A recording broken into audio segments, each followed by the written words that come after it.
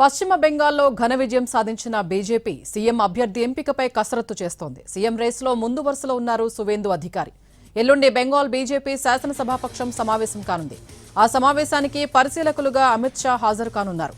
CM రేసులో సువేందుతో పాటు మరికొందరి నేతల పేర్లు వినిపిస్తున్నాయి. పలు రాష్ట్రాల్లో సీఎం అభ్యర్థుల ఎంపిక విషయంలో బీజేపీ హైకమాండ్ గత అనుభవాల్ని చూస్తే ఆశ్చర్యమనిపించాయి. అనూహ్యంగా పేర్లను పరిశీలించి ఎవ్వరూ ఊహించని నేతల్ని ముఖ్యమంత్రులుగా చేసింది.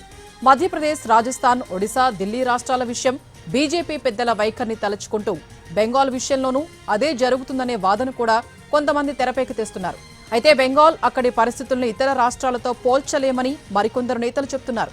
టీఎంసీని గద్దె దించేందుకు బెంగాల్లో గట్టిగా పోరాడిన నేతగా సువేందు అధికారి పాపులర్ అయ్యారు. దీంతో ఆయనకే ఎక్కువ ఛాన్స్ ఉందనే ప్రచారం కమల దళంలో ఎక్కువగా జరుగుతోంది.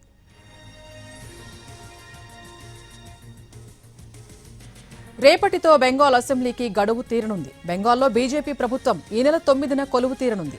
9న సీఎం ప్రమాణ స్వీకారోత్సవానికి సంబంధించిన ఏర్పాట్లు పూర్తి స్థాయిలో జరుగుతున్నాయి.